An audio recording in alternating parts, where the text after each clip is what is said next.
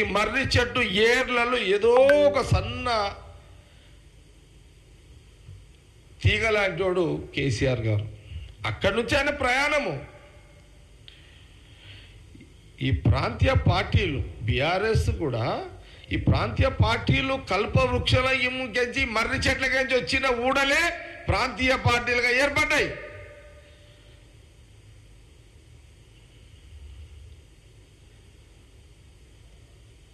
అందుకే కాంగ్రెస్ పార్టీ ఏం చెబుతుందంటే, దేశ ప్రజలకు తెలుసు, యావత్ దేశ ప్రజానీకానికి తెలుసు కాంగ్రెస్ యొక్క శక్తి.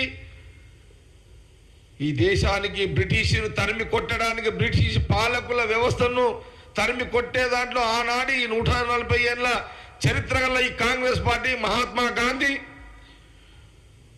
జవహర్లాల్ నెహ్రూ, చిన్న వయసులో ఇందిరాగాంధీ గారు,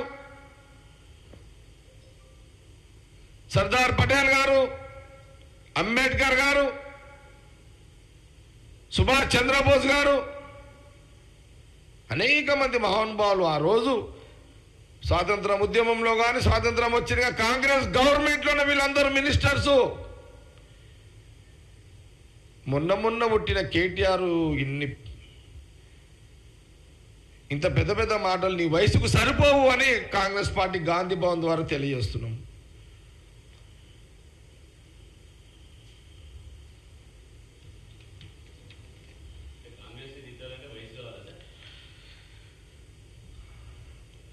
అంటే కదా, బలమైన శక్తి గలది కాంగ్రెస్ పార్టీ. ఈ బలం ముందు నీ కేటీఆర్ యొక్క శక్తి ఎంత?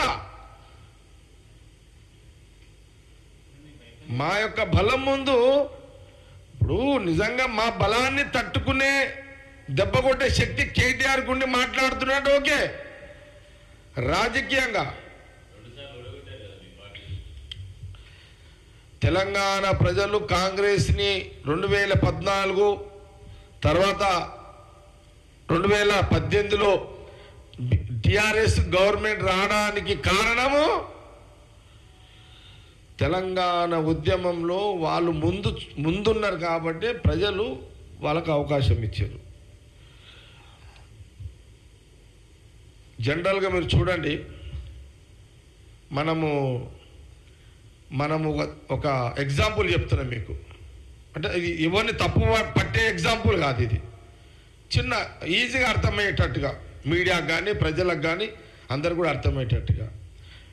మనము ఒక పెళ్ళికి పోతామో దావత్కు పోతాం మనం. ఓకే, మనము భోజనం చేసేటప్పుడు వడ్డించటం చూస్తాం కానీ వండించటం చూస్తామా మనం? వంట ఎవడైతే వంటాడో అని చూడం, వడ్డన చేస్తూనే మనం చూస్తాం. ఆ రోజు రాష్ట్రం ఇచ్చి వడ్డించింది కాంగ్రెస్ పార్టీ, సోనియా గాంధీ, రాహుల్ గాంధీ. ఆ టైంకి వడ్డించే జాగల కేసీఆర్ ఉన్నాడు. ప్రజలు అతను చూసారు, ఆయనకు ఓటేసారు. ప్రజలు ఏం తప్పు లేదు ఇందులో. సిచ్యువేషన్ అట్లు, అది పరిస్థితులు అట్లుంటాయి. నేనైనా నువ్వైనా జాగలుంటే అంతే.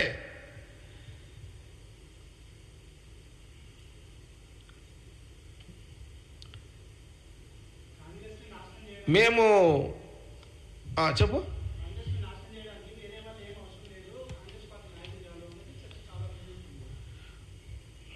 కాంగ్రెస్ రాజకీయం వ్యవహారము చిక్కని వ్యవహారం. అది ఎవరు అంచనా వేయలేరు.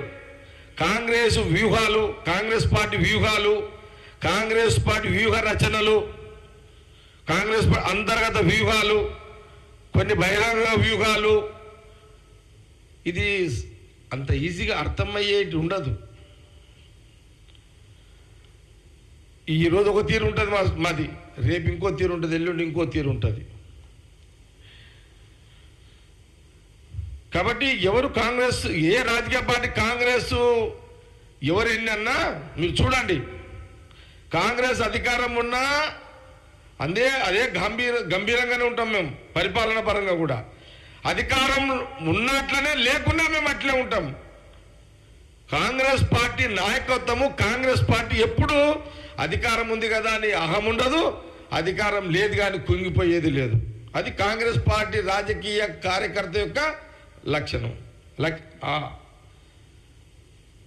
అట్లుంటారు.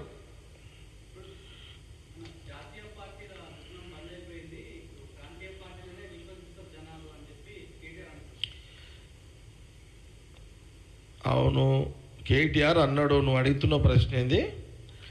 జాతీయ పార్టీలు అది అయిపోయింది అన్నట్టు. దేశ రాజకీయాల్లో రెండే పార్టీలు, కాంగ్రెస్ బీజేపీ. కాంగ్రెస్ బీజేపీ. నువ్వు జాతీయ భారత్ బియ్యాన్ని పెట్టి జాతీయ పార్టీగా అనుకున్నంత మాత్రాన నువ్వు జాతీయ పార్టీగా కాగలిగినవా? మహారాష్ట్ర నుంచి మహారాష్ట్ర కండువలు కప్పినావు, అస్సాంలో పోయి అస్సాంలో కప్పిడా? ఎడ కప్పిడు కండువలేనా? ఆ ఒరిస్సాల కండువలు కప్పినావు. ఇంకే స్టేట్ పోయింది? ఆంధ్రప్రదేశ్లో కండువలు కప్పినావు. ఆంధ్రప్రదేశ్ కండువలు కప్పినావు. మరి బీఆర్ఎస్ అని పెట్టుకున్నావు, మళ్ళీ ఆంధ్రప్రదేశ్ ఏమాయే? మహారాష్ట్రకి బీఆర్ఎస్ కండువలు కప్పినావు, ఆడేమాయే? కర్ణాటకలో ఇండైరెక్ట్గా ప్రయోగం చేసినావు, ఆడేమాయే? అస్సాం పోతివి, బిస్సాం పోతివి, ఆడిపోతి ఈడిపోతి, ఏమాయే? మాటలు ఎందుకు కేటీఆర్? మాటలు ఎందుకు హరీష్ రావు? మీరు కోతల రాయిలు అయిపోయారు వీళ్ళంతా. కోతలు అంటే లేనిది ఉన్నట్టుగా నరకడం అంటారు, కోతల రాయుడు అంటారు. కేటీఆర్కి హరీష్ రావుకి నామకరణం ఏంటంటే వీళ్ళు కోతలు కోసే కోతల రాయిలు అయిపోయారు వీళ్ళు. కాబట్టి కాంగ్రెస్ పార్టీ మర్రి చెట్టు, ఆ వృక్షానికి పుట్టిన మీరొక పిందె లాంటి వాళ్ళు మీరు. నువ్వు ఎందుకు పీకేస్తా? ఏం తమాషానా? ఏం మజాకా? కాంగ్రెస్ పార్టీని ఎక్కడ వీక్తావు నువ్వు?